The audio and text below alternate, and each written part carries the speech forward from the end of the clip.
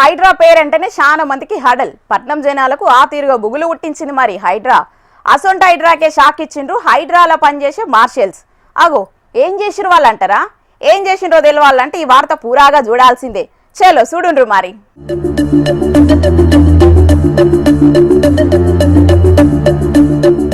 హైడ్రా ఉద్యోగుల జీతాలు తగ్గిస్తున్నట్టు సర్కారు జీవో విడుదల చేసిందని చెప్పి ఇవాళ హైడ్రాలో పనిచేసే మార్షల్స్ అంతా విధులు బహిష్కరించిండ్రు.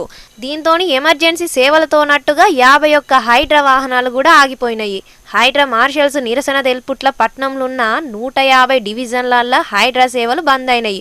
ఇదివరకు 29,000 రూపాయల జీతం ఇచ్చేది, కానీ ఇప్పుడు 22,500 మాత్రమే ఇస్తామని జీవో జారీ చేసిండ్రు.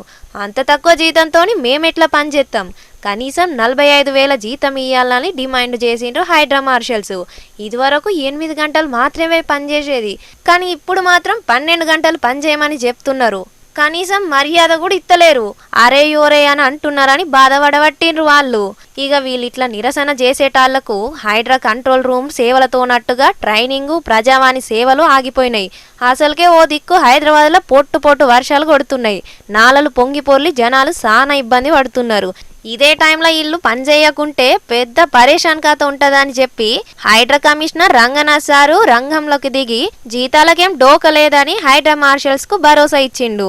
జియో ప్రకారం వాళ్ళకు ఒక రేట్ అంటే వాళ్ళకి శాలరీస్ ఒక దీనిలాగా ఇస్తున్నారు ఒక పర్టికులర్ స్కేల్లో. గతంలో ఎక్కువ వచ్చేది, దాన్ని ఇప్పుడు తగ్గించిన దాని విషయంలో ఆల్రెడీ ప్రభుత్వం చాలా సానుకూలంగా ఉంటే అసలు తగ్గించడానికి ఎలా ఉంది, ఎందుకంటే జిహెచ్ఎంసీ నుంచి ఈవీడిఎంలో పనిచేస్తున్న వాళ్ళు ఇప్పుడు హైడ్రాకు వచ్చినప్పుడు ఆ బదలాయించిన వాళ్ళందరికీ కూడా పాత జీతభత్యాలే మెయింటైన్ చేయాలనేది ప్రభుత్వం చాలా స్పష్టంగా, ముఖ్యమంత్రి గారే దీని మీద చాలా స్పష్టంగా చెప్పారు. అది ఉంటుందనేది. దాని విషయంలోనే మేము ఆల్రెడీ ఫైనాన్స్ డిపార్ట్మెంట్లో ప్రిన్సిపల్ సెక్రటరీ గారితో కూడా డిస్కషన్ జరిగింది, అండ్ సెక్రటరీ ఎంఏడితో కూడా డిస్కషన్ అయ్యింది. వాళ్ళ జీతాలు ఎక్కడా తగ్గట్లేదు, అంతా కూడా యాజ్ ఇట్ ఈస్గా వచ్చేటట్టే సిస్టమ్ ప్లాన్ అయింది. వాళ్ళ కొంత కమ్యూనికేషన్ గ్యాప్ తోటి వాళ్ళు తగ్గుతుందేమనే భావనలో ఉన్నారు, ఎక్కడా తగ్గట్లేదు.